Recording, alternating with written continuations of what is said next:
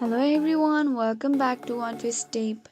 In today's video, I'm gonna show you how to increase Telegram download speed. So in order to increase Telegram download speed, first up open Telegram and click on the three dots. Now click on the settings, scroll down and click on data and storage.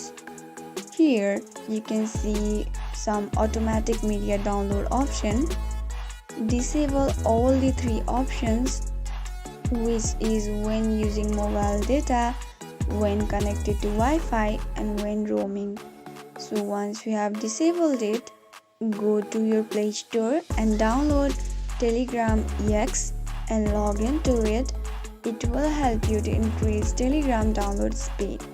So if you found the video to be helpful, do not forget to subscribe to our channel and also press the notification bell in order to get more updates about our videos.